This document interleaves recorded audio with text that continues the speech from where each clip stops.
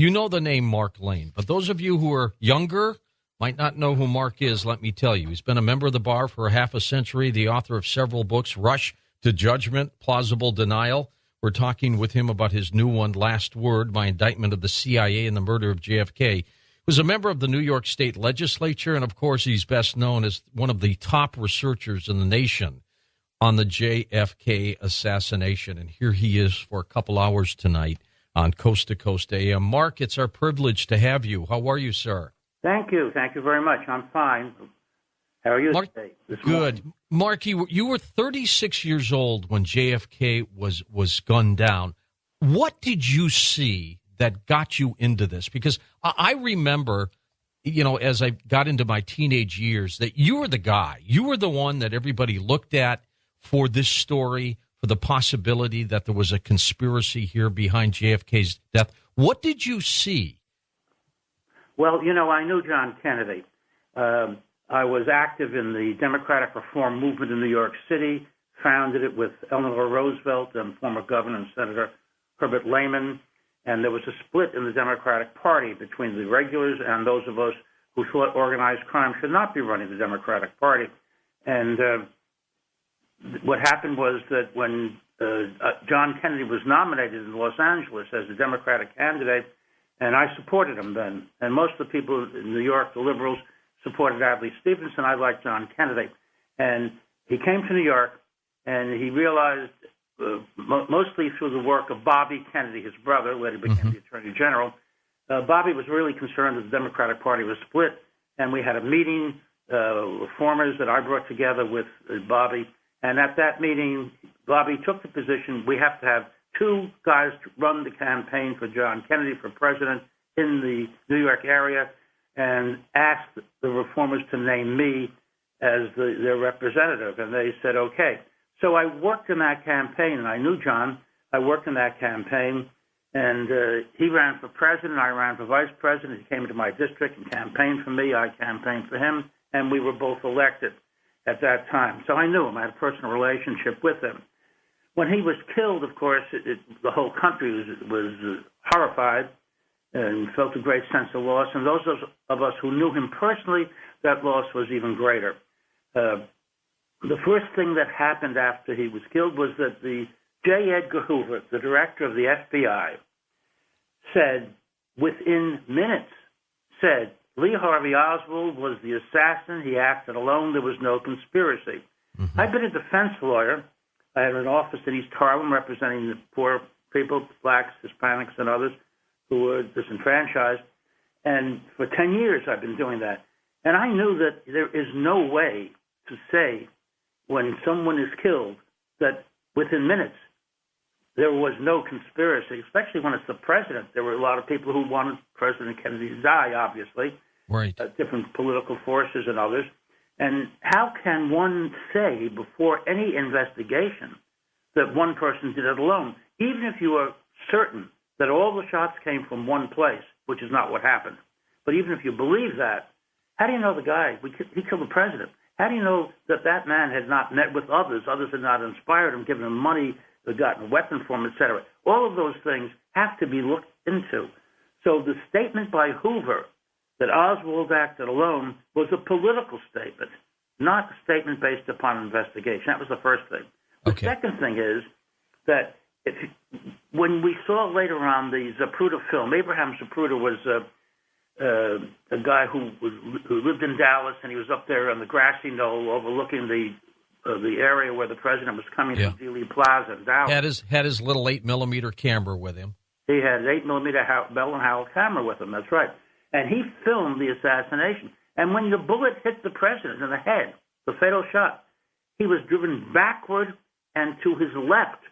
And, of course, the government was saying that Oswald, who was behind the president on the 6th floor of the Texas School Book Depository building, had fired the shot. Well, how did the bullet come from the back and pull him backward into the path of which the bullet came? It didn't make any sense. So then I began to look into it, and the first thing I did was I called a woman named Jean Hill.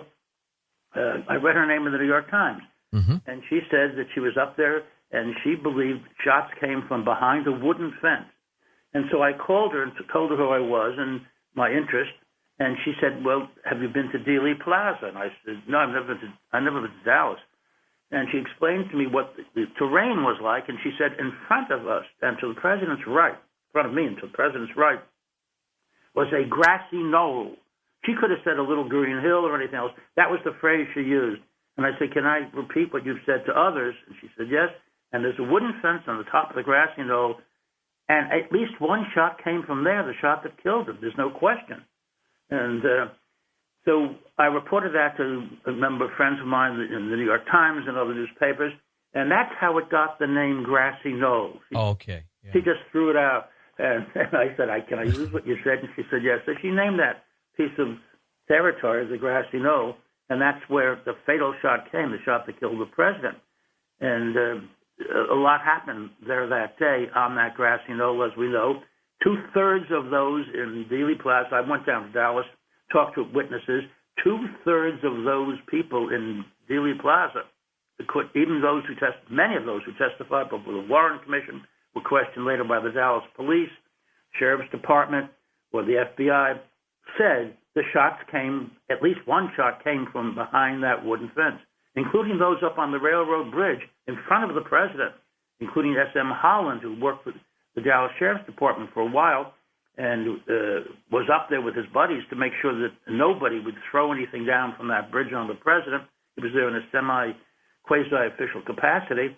They all ran to the area behind the fence. They all said, we heard the shots, looked there, we saw puffs of smoke coming from behind that wooden fence. The shot had been fired from there, ran over there to try to find the assassin. So the story that Lee Harvey Oswald on the 6th floor of the book depository behind the president was the lone assassin was obviously not a true statement. And one of the things, Mark, over the years that I've weighed, I think assassinations by whacked out people, by crazy people, generally they try to get as close to their target as possible. You know, even some of the failed assassination attempts, they're right there. And they don't think about getting arrested. I don't think they care. But conspiracies are organized and they're done from afar. Those people who are required to do the shooting, they don't want to get caught. They want to escape. They want to take off. And, you know, the JFK assassination, to me, has all the makings of an organized conspiracy, maybe that triangular shoot that we've heard so much about. But I have never stopped thinking that it wasn't done by a bigger group. I just don't understand exactly who that group was. And I'm sure over the years you've come up with your own thoughts. Well, you know, there was a group within the CIA, a top-secret organization, not even known to many people in the CIA. It was run by a man named Sidney Gottlieb. All of this is confirmed. Part of it is the Church Committee, United States Senate investigation, other work that's been done, and he's admitted all these things are true. Gottlieb ran an organization within the CIA which planned assassinations of heads of state, not in the United States, but outside of the United States at that point. He smuggled various weapons into various countries to kill heads of state. He did that personally. It's all absolutely documented. He was such a remarkably brutal person that during the war in Vietnam, he went, at the request of his little group in the CIA, he went to Vietnam and found Vietnamese prisoners of war, that is, Vietnamese who had been captured by the Americans. Right. And had arranged to have the top of their skulls removed. Oh, my God. Electrodes put into their brains. It sounds incredible, but it's absolutely true. It was called part of the MK Ultra program of the CIA. He sounds like he's worse than Joseph Mengele, one of the Nazis. Mark, stay with us. We're going to take this quick break. We're going to come back and talk with Mark Lane. His latest work is called Last Word. I'm George Norrie, back in a moment on Coast to Coast AM. Well, next hour, we'll take some of your phone calls with our special guest for the first couple hours, Mark Lane, as we talk about the assassination of JFK. Mark's latest work is called Last Word, My Indictment of the CIA and the Murder of JFK. Hey, by the way, if you like what you hear, you could become a member of the Coast Insiders Club for less than 25 cents a day with our goal of 2,000 new members in November, and it is well on its way to that. Simply go to coasttocoastam.com You can fill out the information at the top where it says Coast Insider and find out all the little benefits you get of being a member of the club, including podcasting and downloading 1,000 past programs. We'll be back with Mark Lane in just a moment on Coast to Coast AM. And welcome back. Mark Lane's with us. Mark, let's get back to this head of this ops program with the CIA, and he would take the skulls off Vietnamese and test them? And then put electrodes into their brains and put a group of them together and put knives there to see if he could control them to kill each other. Of course, it never worked, so they murdered them all and then burned their bodies. Now, this is Sidney Gottlieb's special group within the CIA. Do you know who provided all of the credentials for the Secret Service in Dealey Plaza in Dallas for Kennedy's visit there for November 22nd and 23rd? That same group. That group, yeah. That group provided all the credentials. How important was that? After the shots were fired, the Dallas police officer, Joe Marshall Smith, he testified before the Warren Commission, was told that he wasn't on duty. He was just there watching. All the Dallas police were told they had no assignment that day. Dallas Sheriff's Department were told they had no assignments that day. The only Dallas police officers who were working were just controlling traffic in various areas, but nobody was there protecting the president. Anyway, he was there, and he ran up to the wooden fence. He drew his gun. He was certain that the person who killed the president was behind that wooden fence, and he saw a man coming out. He pointed his gun out at him, and the man said, 1 second, and he took out his credentials. He had Secret Service credentials. The man who had fired the police officer, Joe Marshall Smith, had caught the assassin, but he had Secret Service credentials. And so at that point, 2 men came out of the book depository building. They didn't work there. A weapon had been placed there on the 6th floor. It had been planted. Who did it? 2 men came out, and they were stopped by police, and they flashed their Secret Service credentials. So they were allowed to go. The Secret Service announced later that day that every Secret Service agent in Dallas was in the motorcade. There was nobody on the ground. So the person behind the fence, the 2 people coming out of the book depository building after the weapon had been planted there, were all people who were not Secret Service but had been given the credentials by this special group within the CIA. All of that's absolutely documented. What's so amazing is the Secret Service is part of the Treasury Department. Can they print documents themselves? They print all our money. Millions and millions of documents every year are printed by the Secret Service. But for that day, a special secret group involved in assassinations of heads of state printed all the credentials for the Secret Service that day. Mark, why would they want to take Kennedy out? Was he that bad to them? Was he that dangerous to them? Why wouldn't they wait? He was coming up for re-election. Yeah. Probably would have won. I think the nation loved him. But why did they have to take him out? Well, he was doing a few things they didn't like. The only war we had going at that time was Vietnam. It was the CIA's effort. The CIA played a major part in organizing and orchestrating that war, and he was ending it. He said in September of 1963 that he was withdrawing 1,000 advisors. We had 18,000 advisors there. He was withdrawing 1,000, and then in November he again withdrew another 1,000 and said by the end of next year every American would be out of there. Of course, after he was killed, we ended up with 500,000 troops. That's right. 54,000 were killed. The first American death, basically, attributed to what was taking place, of those 54,000 was John Kennedy. He was removed. More than that, though, they were concerned about the fact that Kennedy knew that they had lied to him on numerous occasions, including the Bay of Pigs invasion. And he fired Allen Dulles, who had been the director of the CIA, fired him and decided that he was going to dissolve the Central Intelligence Agency because it had become a policy-making group, an operational group. And as Harry Truman said, it's an interesting article in the New York Times, President Truman had written 1 month to the day, published 1 month to the day after the president was assassinated, December 22nd, 1963, he said the CIA is a danger to America. It has become an operational and policy-making group, and it is dangerous. And he said, I set up the CIA, but only for the purpose of looking at intelligence information from all the agencies and bringing a report to me. That was supposed to be their job. He said they've gone far beyond that. They've undermined our democracy. They're a danger to America. That's the man who set up the CIA a month to the day after the president was killed in the New York Times. But above all, John Kennedy was going to dissolve the CIA, form a new intelligence organization with his brother Robert, who then was the Attorney General, in charge of that. He was going to resign as Attorney General and run this new intelligence organization, which was going to gather intelligence and stop the operations. Mm-hmm. How far have they come since that day? The CIA has its own Air Force. When I was young, I was in the Army during World War II. I was only 18 at the end of the war. And we had the Army Air Force, the Navy Air Force. Everybody had an Air Force in the United States. And then later on, it was decided to consolidate them all into the United States Air Force. That's and right. So we had a single Air Force. Now we have another one.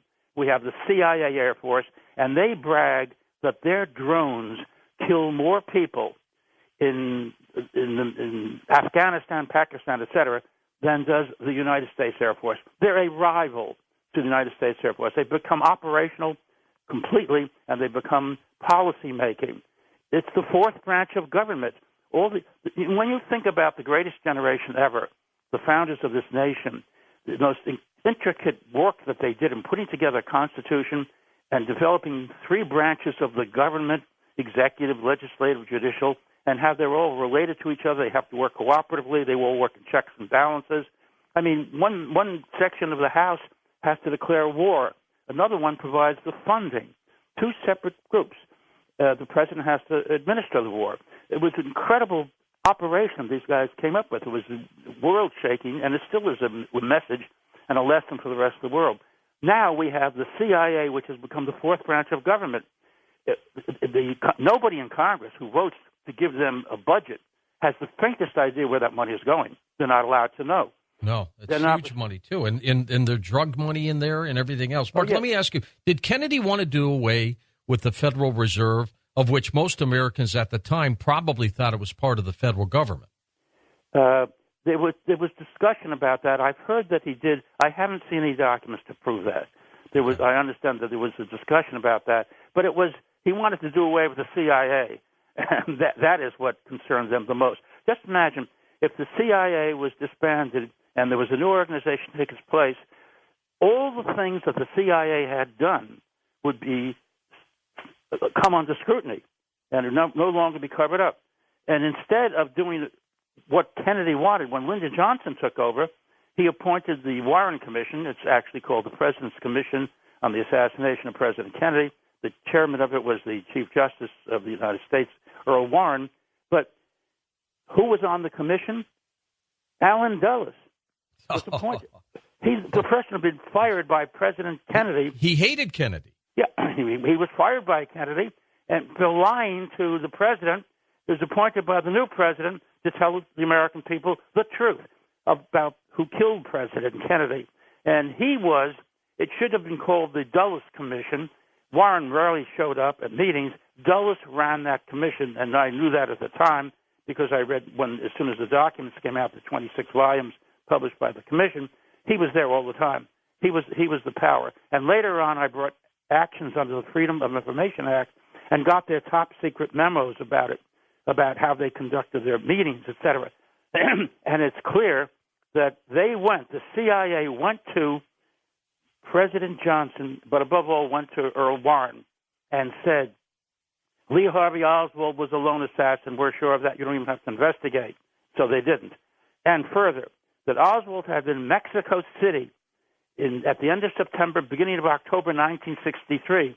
He met with Kostakov, KGB official in charge of assassinations in the Western Hemisphere, and he was in the Soviet embassy, and Oswald talked to him, talked to the Cuban embassy, came back, and then the CIA said to Warren, the fact is that these foreign governments were not involved in the assassination, but when these facts come out, the American people are going to demand we take action against Cuba and the Soviet Union. Yeah. It will be World War III. Only you can stop it by suppressing the information. The fact is Oswald was never in Mexico City. I remember a picture, Mark, when I was a kid that was in the Detroit News, and that's where I was raised, that had a picture of who was purportedly Oswald in Mexico. It didn't even look like him. No, he's a fat guy, and Oswald was very thin. Yeah, this is what happened I worked hard to form a committee of the Congress to investigate this. I wrote the legislation, set up the House Select Committee on Assassinations, and they got a brilliant guy in charge of the Kennedy assassination, Robert Tannenbaum, who was the chief of homicide in New York for the district attorney's office, a brilliant ethical lawyer, and he was running this. And I met with him and with Dick Sprague, who was the chairman of the committee, and said to them, call David Phillips, who was one of the highest-ranking officers of the CIA. His office was in Mexico City, and he ran, as he said, he ran the Western Hemisphere for the CIA. Ask him about whether Oswald was there in Mexico City, and they did, and he said, yes, he was there. We have tapes and photographs of him. CIA taped him talking to the Russians, etc. And so, of course, Tannenbaum said, we'd called Phillips in under oath. He said, we'd like to see the photographs. We want to see the tapes. He said, you can't see the tapes because it was done in a way where the tapes were recycled, and there's no record of them. Within 1 week, they were gone. They're all recycled automatically. We had no idea Oswald would be that important. And at that point, I met with the Select Committee with Bob Tannenbaum and Dick Sprague, and I gave them a document. It was a document from the FBI signed by Hoover, saying it was after Kennedy was killed, saying that the 7 FBI agents who questioned Oswald after the assassination, because he was murdered in the basement of the Dallas Police and Court Building by... Was he killed like the next day, if I remember? 2 days later, yeah. 2 days later. Okay. Yeah, the 24th. And the assassination was the 22nd of November. He was killed on the 24th. But the point is that Oswald was interviewed by the FBI agents, and Hoover said that the 7 FBI agents who had interviewed Oswald listened to the CIA tape, and it was not Oswald's voice on it. They're sure of that. Well, that means the tape was available on November 22nd, 23rd, 24th, and thereafter. Obviously, they wouldn't destroy it then. So they called Phillips back in and gave him the documents that I had handed to Bob Tannenbaum. That is the memo from J. Edgar Hoover, which I got under the Freedom of Information Act, and showed it to him. He put it in his pocket and left. Wouldn't answer. At that point, they said, let's indict him for contempt of Congress, for failing to answer questions, for walking out, but above all, for perjury. And the whole thing was going to unravel now. The entire conspiracy was now going to unravel through Phillips. And at that point, the FBI and the CIA used all this pressure, and the House Select Committee on Assassinations was immediately disbanded. They cut all their funding. It was the Select Committee, meaning it didn't have a regular budget. It had to go back to Congress all the time. They cut all the funding, and that was the end of it. They couldn't pay the staff. They couldn't make phone calls. then they got rid of Sprague. Hey, Mark, let me ask you. I've got a 1,000 questions I want to ask you here, and the clock's ticking quickly. First of all, is it true that a lot of witnesses to the assassination died early? Is that true, or is that a myth? That's true. Now, I don't know if they were... and in Last Word, I actually point out the people who died. And one of the most remarkable people, and you would think it would have been a huge story at the time, was Dorothy Kilgallen. She was on What's My Line. She was a major journalist. And as a matter of fact, we're talking about her with an author in our last hour tonight. But go ahead. I know that, and that's interesting. And she's a very interesting person. She called me. She was a very famous person. She called me and said, I want to meet with you. And she said, I'm going to break open the Kennedy assassination. I know there was a conspiracy. And she got Jack Ruby's testimony before when it was top secret, and published it in the Journal American, where she was a journalist. And the FBI came to her once and said, how did you get that, et cetera? She said, you haven't even talked to Jackie Kennedy yet. Well, and not only did she get Ruby's testimony, which was confidential, but she also had a very secret meeting with him before anything had happened, and she failed to release that to people. She didn't want to. Was she afraid? She called me, and we met, and she said, "We're doing very dangerous work." I said, "Do you think so?" She said, "Yes." And she gave me a name, Robinson. She gave herself another name. When we call each other, let's only call from cell phones, and let's use these fake names so they won't, because I'm sure my phone's being tapped. I'm sure your phone has been tapped all along. So she did that, and then we met, talked one last time we talked, and she said, "I'm going to Dallas, and when I come back, I will have what I need. I'm going to break this thing wide open." She went to Dallas, came back, and died the next day. And I talked to her husband. 52 years old, something like that. Yeah, they said that she was drinking and took an overdose of pills. But, and that's true, when I met her, we always had a cocktail. That's true, she did drink a bit. But she was always in control of everything that she was doing. And that's her husband, Dick Colmar, I went to talk with him, and I said, "Did she leave any papers or anything?" And he said, "I know she was killed because of what she was doing. Oh, my God. And I'm not going to have anybody else killed, and I don't want to talk ever about this again." Ironically, Mark, a little later he committed suicide. Dorothy Kilgallen was hosting a radio show on my affiliate in New York, WOR, where you're being heard right now, and she was on that station. So Breakfast with Dorothy and Dick, something like that. Exactly. Now, what did Johnson know, in your opinion, Lyndon Johnson? When he was interviewed after because it was called the President's Commission, he set up the commission. He was interviewed by Walter Cronkite when his book came out, and they were talking about that. And because Cronkite was a big, strong supporter of the Warren Commission, always had been, and was sure that Lyndon Johnson agreed with him, and he said something about the Warren Commission, and Lyndon Johnson said, "I always thought there was a conspiracy. I never believed that report." That was the President of the United States. And it was a CBS interview, and they knocked that part out. But a New York Times reporter was present during the interview when it was being taped. And he wrote a major story in the New York Times saying, "This is what Lyndon Johnson said," and nobody ever denied it. They didn't put it on CBS, but the reporter had heard him say those things. So I don't know. I never was one of those who suspected Lyndon Johnson of being involved in the assassination, although we know he certainly benefited from it. But and he appointed the commission. But he never believed the story, and he said he never believed the Warren Commission story. And maybe he had knowledge that something might happen? What do you think? I'm sorry? And maybe he had knowledge that something was going to happen to Kennedy? He may have. He certainly knew after it was over what the problem was.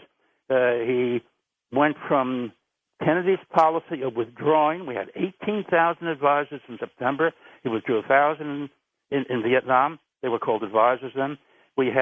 He withdrew 1,000 in September, 1,000 more in November, said soon they'll all be out of there. And we're down to 16,000.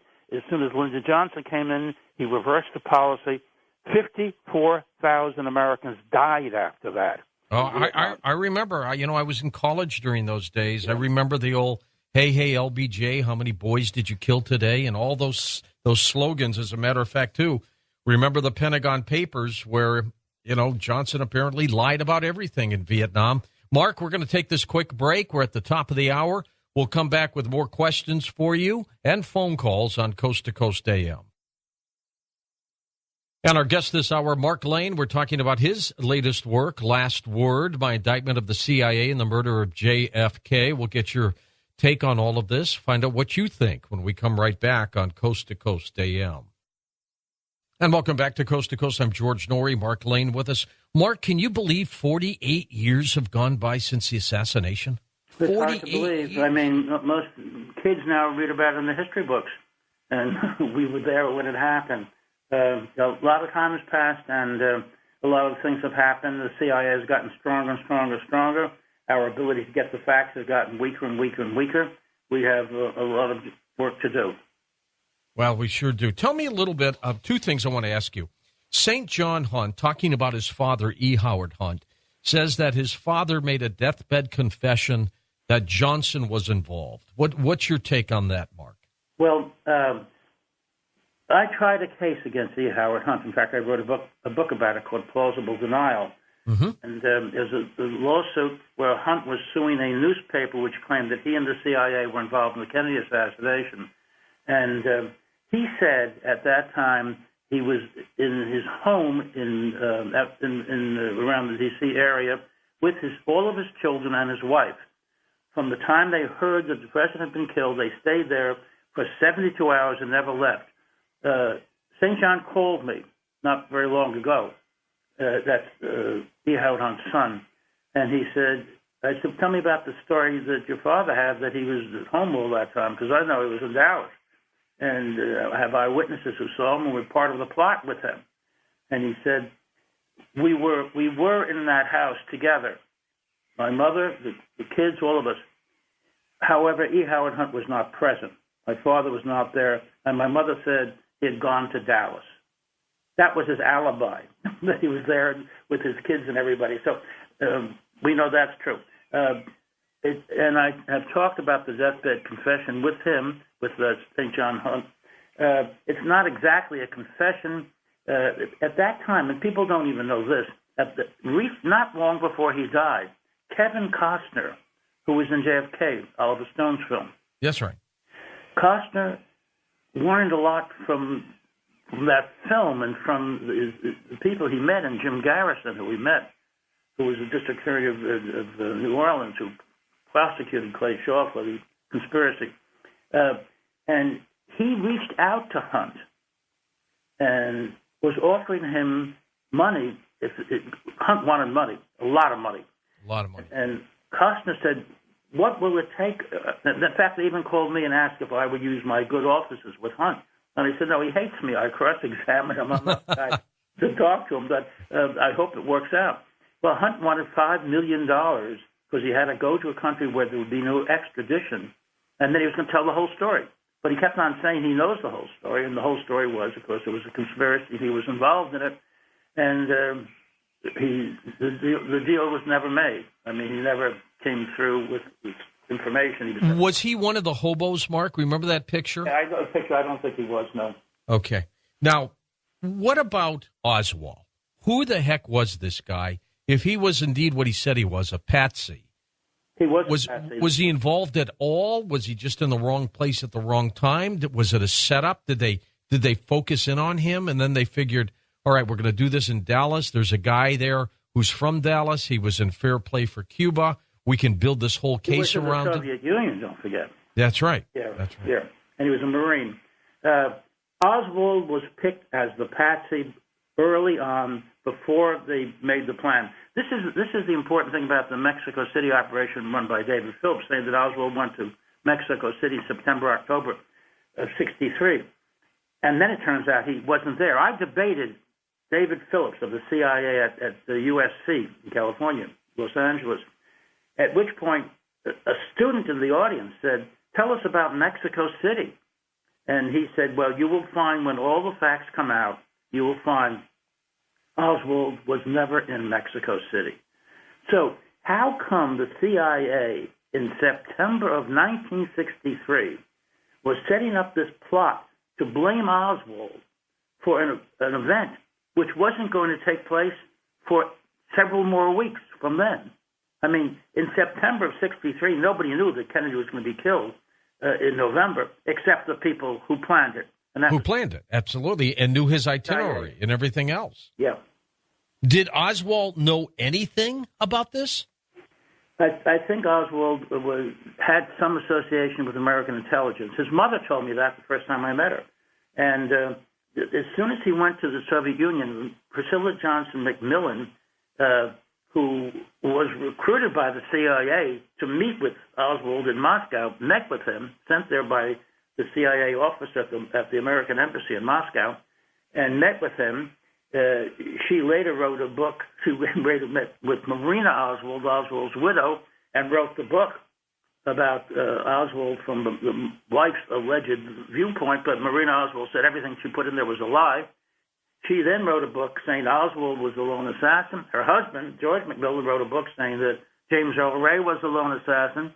She said that she never had any association with American intelligence, yet the biggest coup that ever was achieved by the CIA was when they got Svetlana Stalin, Joseph Stalin's daughter, when he was still the leader of the Soviet Union, to come to the United States to defect. And where do you think they put her as soon as she arrived? At Priscilla Johnson Macmillan's family estate, which was the safe house. She was so deeply involved with the CIA, this woman who was helping to set up Oswald, that they trusted her to have their big prize, Svetlana Stalin, stay at her family's estate. Who killed the cop, J.D. Tippit? I don't know, except I do know a witness named Aquila Clemens, who I interviewed on film in Dallas, said she was a witness. She saw two men come toward him, heard shots fired, and then one waved to the other to go one way, and he went the other way. She said two people were involved in killing Tippit. It's interesting because the shells found at the scene showed that two different weapons had been used, so she was confirmed in that respect. And she said when showing pictures of Oswald, she said he wasn't either of those two men. So that's all we know. We know that the Warren Commission said Oswald did that as well, but there's evidence that there were two people involved. Aquila Clemens was never questioned by the Warren Commission, and they knew about her, and they never questioned her. And in the Warren Commission report on the rumors and speculation, they said that rumor that this woman exists, but she doesn't exist. Except I had a film of her, an interview, which is in the film called Rush to Judgment, and it's been shown all around the country, all around the world. And there she is talking about this, and the Warren Commission says she doesn't exist. So they have their sets of facts, and they have nothing to do with reality. And that's, as you said earlier in your promo, that there's no question that when the government takes a position, doesn't want you to know what the story is, you don't know. You're not gonna. One of the things that the CIA did, of course, was to issue these directives, and I published them for the first time in Last Word, telling how to destroy me and how to destroy other authors and anyone who was looking into this situation. They wrote book reviews, which would be published in newspapers throughout the country. They told the reporters how to deal with us, what to say, what questions to ask, directives to their assets in the news media, which were then followed. It's amazing with all of that activity. Rush to Judgment, which was the first serious work on the Kennedy assassination, the first book I ever wrote, right, became the number one best-selling, New York Times number one best-selling book in America in 1966. And the next year, it became the number one best-selling New York Times number one best-selling paperback. Millions of people were really interested in this subject, even though the government was saying, don't listen. We have our assets trying to destroy him. David Phillips, actually, at that debate that I had with him, was asked by Abby Mann. Abby Mann was a dear friend of mine. He wrote Judgment at Nuremberg, I think one of the greatest American films ever. He was in the audience, and he said, why did you try to destroy Mr. Lane? And he said, I regret what we did. I regret that the CIA and I made every effort to destroy Mr. Lane. I regret that. So he regretted it, but they had done it. And this is an area where the CIA is prohibited from participating. And in Last Word, at the very end, I call upon the president to stop the CIA from its illegal activities, including efforts to suppress books, such as Last Word. Right, such as yours. Why have so many people kept this a secret, Mark? I don't know the answer to that, except that part of it is, even now, when the vast majority of the American people, according to every national survey done by news media, the Gallup poll, the Harris poll, all of these, the overwhelming majority of the American people believe that there was a conspiracy to kill the president. More than that, according to these most recent surveys, more people believe that the CIA killed the president than believe that Oswald acted alone.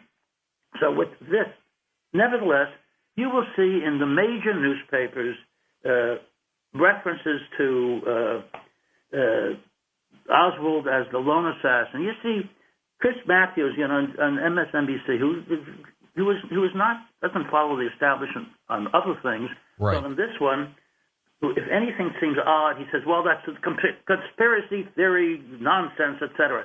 And he is a strong supporter of the Warren Commission. I don't know the fact is that they have reached the point, the government, of all of these years, of making it seem like you're kind of a nut if you don't accept the facts in this case. And they call us conspiracy theorists, which is interesting because conspiracy is nothing more than two or more people acting together to commit an illegal act. That's right. And every day, it's happening every day, every weekday in states and in federal courts all around America. People are being indicted by the federal government or state governments for conspiracies to commit certain crimes. They're the conspiracy theorists. I'm a defense lawyer. I often will defend people charged with conspiracies. But when you look at the evidence and you see that shots came from 3 different directions in Dealey Plaza, you have to really be a deep believer in the coincidence theory of history to believe that 3 people got there and they fired at the president and they didn't even know each other. There was no meeting of the minds. There was no conspiracy. What, was Jack Ruby a CIA asset, Mark? Jack Ruby worked for the FBI without question. I have the document from J. Edgar Hoover saying that he worked for Jack Ruby also, that he worked for the FBI in Chicago. He was involved in a murder of a union official, which is how Hoffa took over that branch of the trade union movement and became a national leader. Ruby worked for a congressman named Richard Milhouse Nixon in California, investigating un-American activities for Congressman for Richard Nixon, later became president. Yeah, that is amazing. Yeah, Ruby had a political association and intelligence association going back many, many years.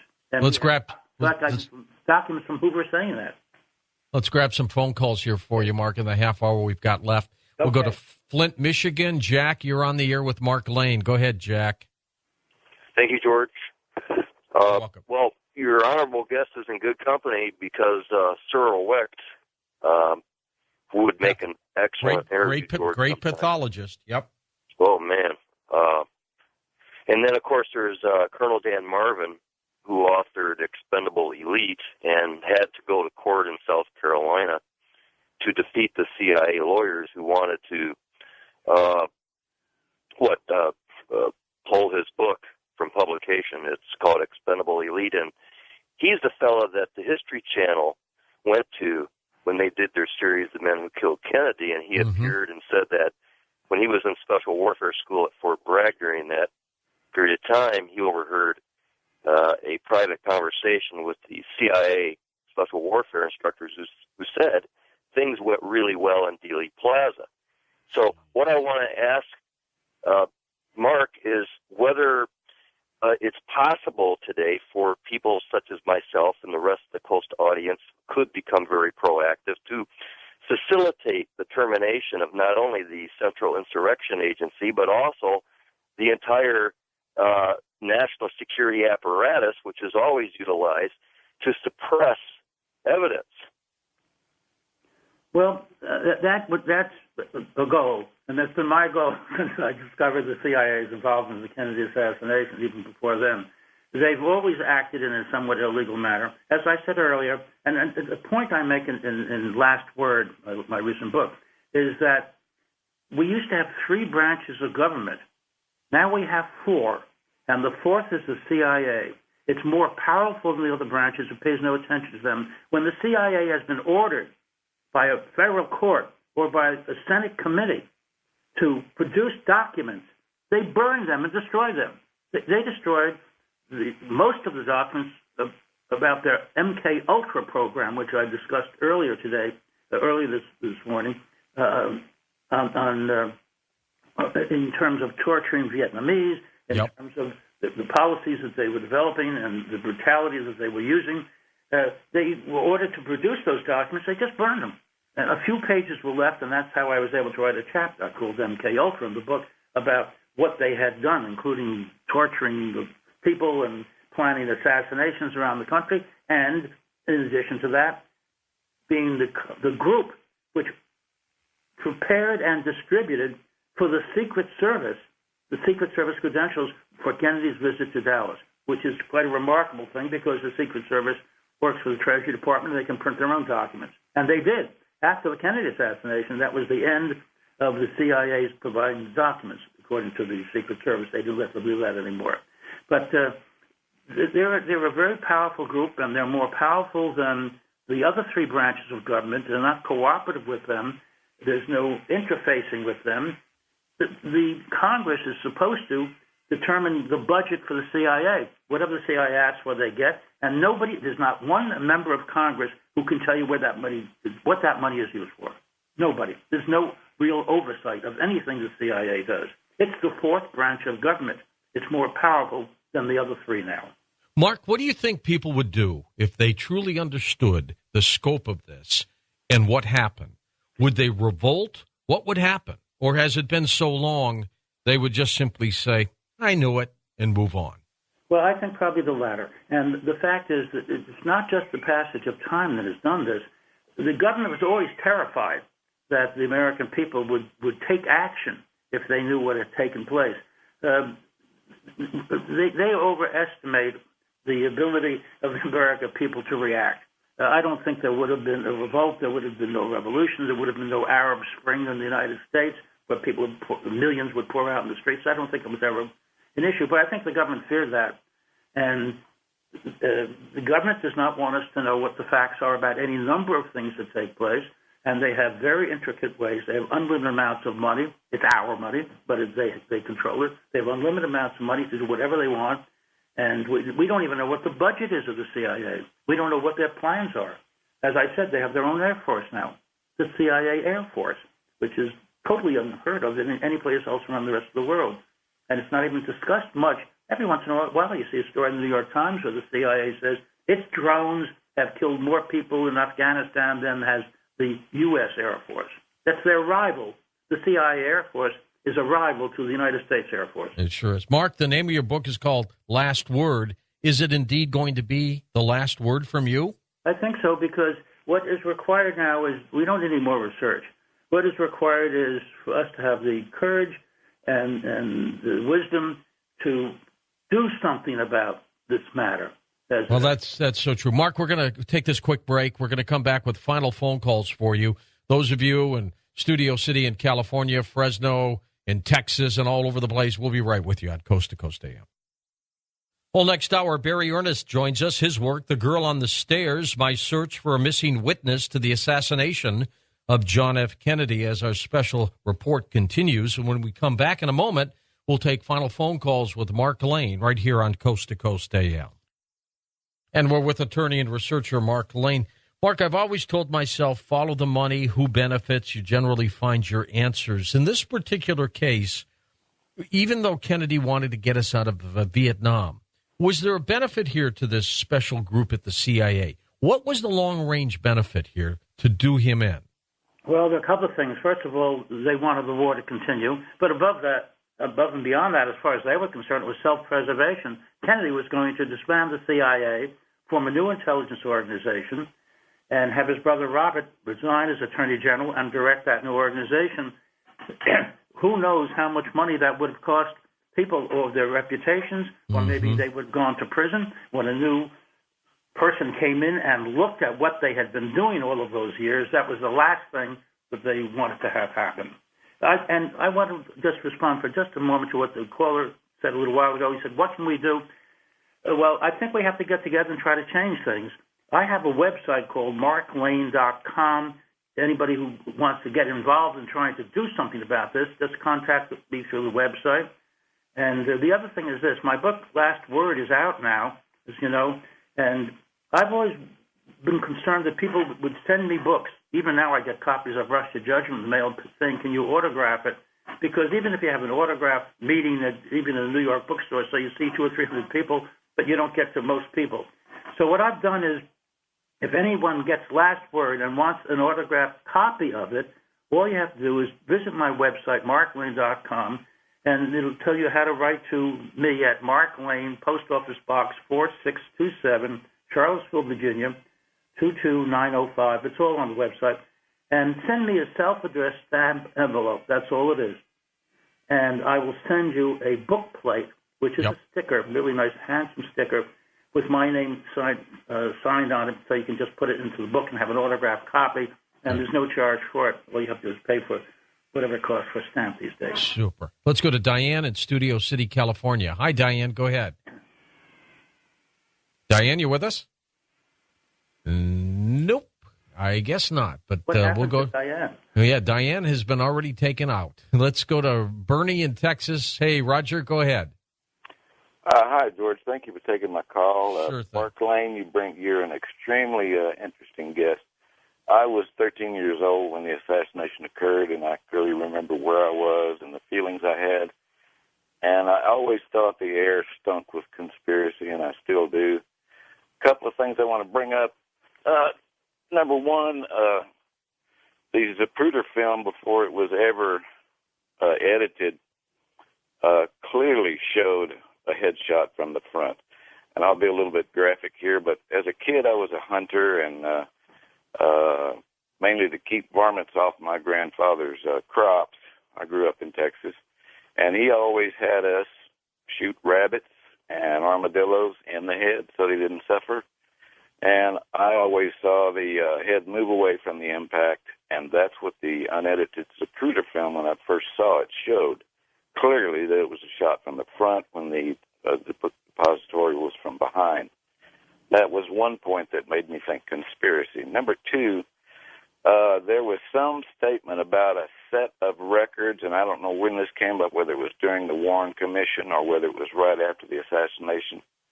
Probably the Warren Commission, but there was a set of records that was said to be sealed for 75 years, which in essence means that every witness would be dead by the time these records are unsealed. Earl Warren said that. It was about not just records, it was basically all the investigations that was done by the Warren Commission, and he said it would not be available for 75 years.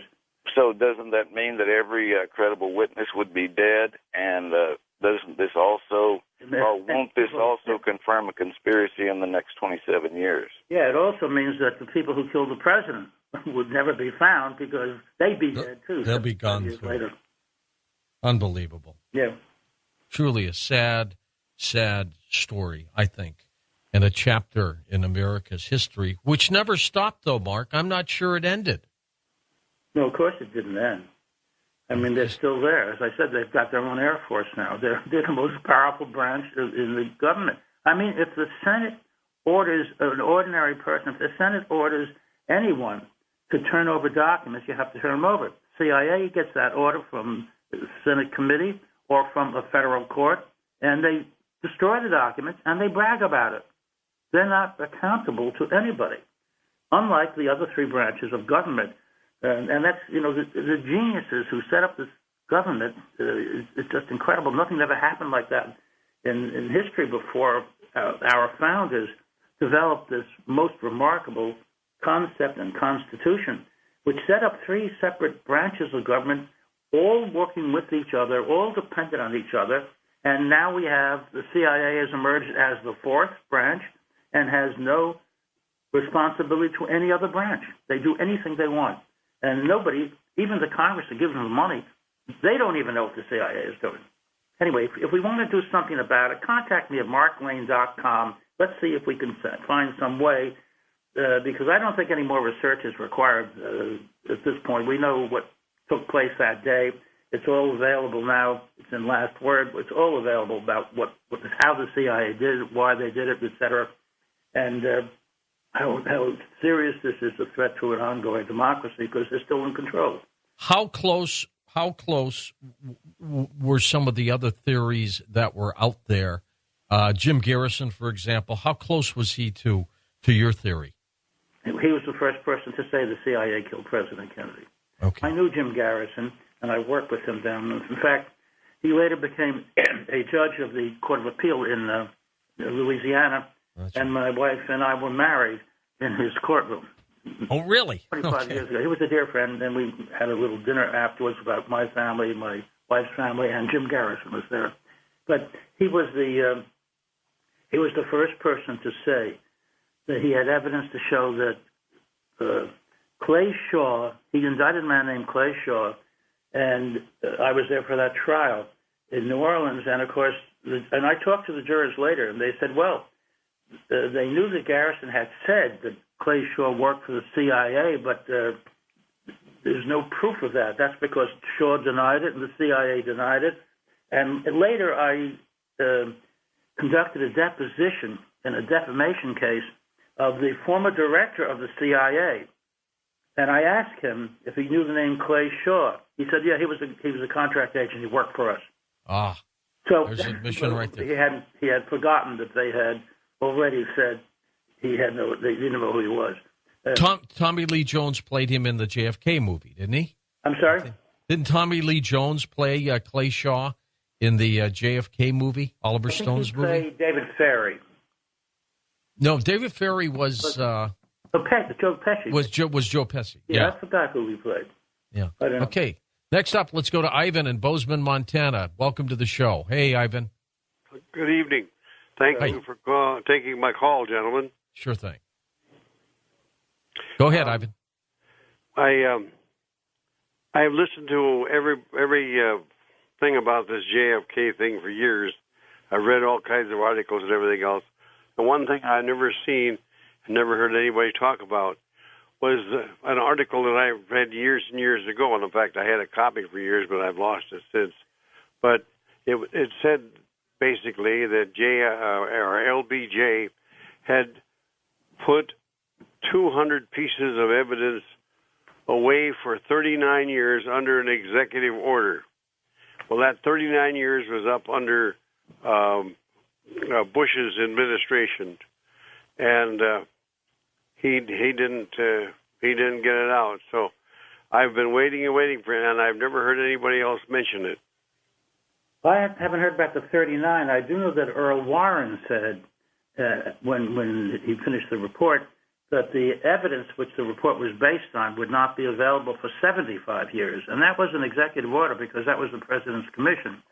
And so it was the president, who was LBJ, at that time, who was responsible for what Warren could do with the documents. And that was for 75 years. I haven't heard about the 39, though. If it was merely a lone gunman, Mark, why suppress the information for 50 years, 75 When I brought an action to get documents from the CIA and the FBI, and I brought it before the United States District Court for the District of Columbia, the government, of course, strongly opposed it because of reasons of national security. And I said just what you just said, George.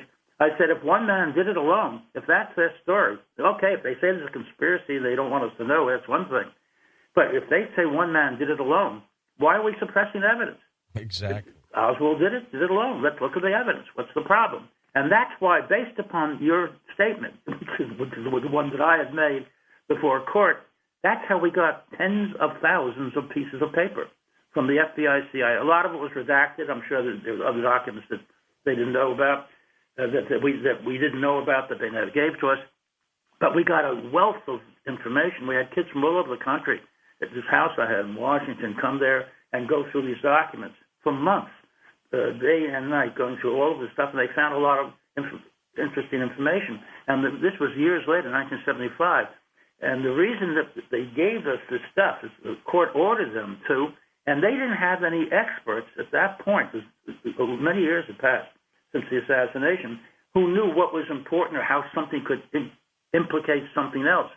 And so they just gave us, obviously they kept out the stuff which would be obviously clear about their culpability, but for the rest of them, they weren't sure what little pieces of information were in there. It was like mining for gold, and we found a vast amount of information. And that was because the court said the same thing that you said, and I had said it also before the court, and that is, if one man did it alone, what's the secrecy? Give him the documents. Some say that the driver, a Secret Service driver, turned around and shot Kennedy. I don't see that in the slow-mo pics I've seen. Didn't do that, but I'll tell you what the Secret Service did. The Secret Service, there was not one Secret Service agent, not one, of all those in the motorcade, who did the appropriate thing. Not one who was assigned to Kennedy. The only one who did anything correctly was, well, there were two of them. One was Rufus Youngblood, who was in the car with Lyndon Johnson. When he heard the shot, he jumped onto Johnson and knocked him onto the floor of the car, which is what the Secret Service was. Right, to cover him up. Assigned to Johnson. Yeah. Clint Hill was on the running board of the follow-up car of the Secret Service. He ran and and caught the president's car in order to save Jackie because he was assigned to Jackie. But everybody else was there for John Kennedy. And the driver of the car didn't turn around and shoot him, but he might as well have. He slowed the car almost to a complete stop. And sitting alongside of him to his right in the passenger seat was a Secret Service agent whose job was to jump back there and knock Kennedy down and protect him. Remember, It took 5.6 seconds from the first shot, which hit the president in the back, until the fatal shot. That's an eternity for the Secret Service. They could have, first thing is speed up the car, get out of there. The second thing is the driver goes back there and jumps on the president. They didn't do any of those things. Every single Secret Service agent in that motorcade who was assigned to Kennedy, all, for some reason, took no action. And we know why. And I discussed this in last word, a whole section on Secret Service. The 11 members of the White House detail in months before the assassination opted out of that organization. They stayed with the Secret Service, but they were not part of the most elite group for which they've been trained. And these are the 11 most experienced members of the Secret Service weren't even in the White House detail at that point. And not one of them that remained in there took appropriate action. Abraham Bolden, who I interviewed, he was the first black person ever appointed to the White House detail. He was appointed by Kennedy, and Kennedy chose him personally. Mm-hmm. He said that the racism was so bad in the Secret Service, they called him the N-word and everything. Yeah, I believe so bad that he just wanted to leave and go back to Chicago and work for the Secret Service there. He also said he heard them say over and over they hated Kennedy. Kennedy had ruined America with his civil rights positions, and they would never take a bullet for him. They said that over and over. And when November 22nd, 1963 came, that's what they did. They did not take a bullet. They did not get the car out of the way. The Secret Service car, following the president's car, should have gone quickly to the right and protected him from the right, because that's where they knew the shot came from. They took no action except to bring the car almost to a stop. How could Clint Hill, who was in the car following the president's car some yards behind, running, was wearing street shoes. He didn't have sneakers on. How could he catch the speeding car? Well, it had almost stopped. It came down to 5 miles an hour, and that's how he could catch it. Because the Secret Service driver slowed it down. First shot was fired. He slowed it down. When the fatal shot was fired, hit the president, he stepped on the accelerator and got out of there. That's the service that day. Let's go to Kirsten in Aberdeen, Washington. We'll get you in here, Kirsten. Go ahead. Good evening to both of you, and thank you from the bottom of my heart for the work that you both continue to do. Mark, many years ago, there was a program on NBC called The Mike Douglas Show. It was an afternoon talk show, and on it one afternoon, this was about a year or two after the assassination, Mike had a gentleman who was an editor of a Dallas newspaper, white-haired gentleman. I believe his last name was White. He appeared on the show with the information, and it was documented of I believe it was 1,000 people who had been at the site and were no longer living after the fact. And the audience was absolutely amazed. The undercurrent of talk in the audience, as well as Mike's amazement at this. And this editor was so cultured and so august. I was very impressed by that, and I wondered if you had ever heard anything about this.